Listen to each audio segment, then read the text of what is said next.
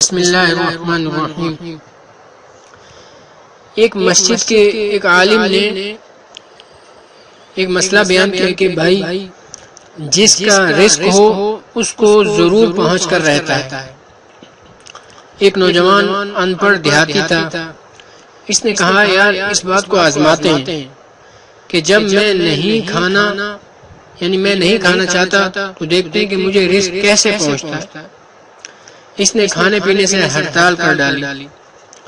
ماں نے اس کے لیے بریانی بنائی، بیٹے کھا لے، کہا میں نے نہیں کھانا۔ ماں نے بہت سمجھایا، وہ مانتا ہی نہیں تھا۔ اللہ کی شان، دوپہر کا وقت ہو گیا، ماں منت سماجت کرتی رہی۔ جب اس نے دیکھا کہ ماں مجھ پر بہت ہی زیادہ زور ڈال رہی ہے تو وہاں سے اٹھ کر بستی کے قریب ایک کھلی جگہ پر درخت کے نیچے جا کر سو گیا۔ اب ماں بیچاری اس کے پیچھے ناشتہ لے کر چلتی رہی، وہ بھی وہیں پہنچ گئی۔ بیٹے کچھ کھا لے۔ اس نے کہا امی آپ مجھے مجبور نہ کریں، میں نے نہیں کھانا۔ خیر اس کے کاموں میں دیر ہو رہی تھی، اس کی ماں نے وہ کھانا وہیں رکھ دیا اور آ گئی۔ اب اس کو بھی گرم مہک آ رہی تھی کھانے کی اور اس کا جی بھی چاہ رہا تھا، تو وہ اٹھ کر تھوڑا دور ہو کر لیٹ گیا کہ اس کو کھانے کی خوشبو نہ آئے، تاکہ جب کھانے کی خوشبو آئے گی تو پھر اس کا دل کرے گا، تو دور جا کے تھوڑا لیٹ گیا۔ اللہ تعالیٰ کی شان کے کچھ لوگ چور تھے اور وہ اکثر دوپہر کے وقت جب گرمی کی شدت ہوتی اور لوگ گھروں میں جو ہے نا دروازہ بند کر کے اور سو رہے ہوتے تھے تو یہ چور وہاں بیٹھ کر جو ہے نا پلاننگ کرتے تھے۔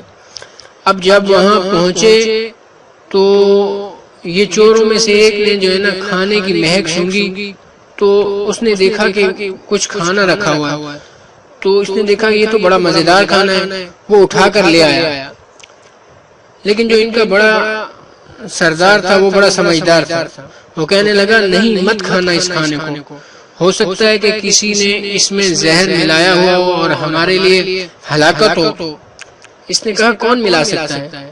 کہنے لگا اچھا جس نے ملایا ہوگا وہ قریب ہی ہوگا، کہیں ذرا اس کو ڈھونڈتے ہیں۔ جو ادھر ادھر چلے تو دیکھا کہ یہ صاحب سامنے پڑے ہوئے سو رہے تھے۔ انہوں نے ان کو پکڑ لیا اور کہنے لگے اچھا تو ہم سے مکاری کرتا ہے، چل کھا اس کھانے کو۔ تو وہ کہتا ہے جی میں نہیں کھاتا بھائی اس کو۔ اب ان کو پکا یقین ہو گیا کہ اس نے ہی کچھ ملایا ہوا ہے، کیونکہ یہ کیوں نہیں کھاتا اس کھانے کو۔ وہ کہنے لگے کہ تو اس کھانے کو کھاتا ہے یا کہ تجھے زبردستی اتارے۔ اب انہوں نے جوتے اتارے اور اس کے لگانے شروع کر دیے، خوب اس کی جو ہے نا جوتے مارے۔ جب اس کی ٹکا کے اس کی پٹائی کی تو چوروں کے سردار نے کہا کہ زبردستی اس کے منہ میں ڈالو۔ اب ایک نے اس کا منہ کھولا، دوسرے نے زبردستی لقمہ ڈالا، تیسرے نے جوتے لگائے۔ جب لقمہ اندر گیا کہنے لگا مارو نہیں، میں تمہیں سچ بتاتا ہوں کہ کیا بات ہے۔ کہنے لگا جی اصل وجہ تو یہ تھی کہ میں کوئی زہر نہیں ملایا اس میں، بہرحال آپ لوگوں نے جتنا مار لیا اتنا ہی کافی ہے، خدا کے واسطے اور کچھ نہ کہو۔ خیر انہوں نے چھوڑ دیا۔ اب یہ گھر آ گیا، روٹی کھانی شروع کر دی۔ جب اگلا جمعے کا دن آیا تو مولانا صاحب نے پھر آگے اپنا مسئلہ چھیڑا، یعنی مزید آیتیں اور حدیثیں بتائیں۔ یہ غور سے سنتا رہا۔ جب جمعہ پڑھ لیا تو اٹھا اور مولانا صاحب سے آ کر ملا۔ کہتا ہے مولانا صاحب آپ نے جو مسئلہ پچھلے جمعے بیان کیا تھا وہ ادھورا بیان کیا تھا، آپ مسئلہ ادھورا بیان نہ کیا کریں۔ انہوں نے کہا کیا مطلب بھائی؟ کہنے لگا کہ آپ نے پچھلی دفعہ کہا تھا کہ جس کا رزق ہوتا ہے اس کو پہنچ کے رہتا ہے، یہ ادھورا ہے۔ پورا مسئلہ یہ ہے کہ جس کا رزق ہوتا ہے اس کو پہنچ کے رہتا ہے، اور اگر نہیں لیتا تو جوتے کھا کر لینا پڑتا ہے۔ واہ میرے مولا، آپ کیسے رزق دینے والے رزاق ہیں، کیسے پہنچانے والے رزاق ہیں۔ اللہ رب العزت نے رزق کا ذمہ اپنے اوپر لیا ہوا۔ اللہ تعالی ہمیں یقین عطا فرمائے۔ وآخر دعوانا الحمدللہ رب العالمین۔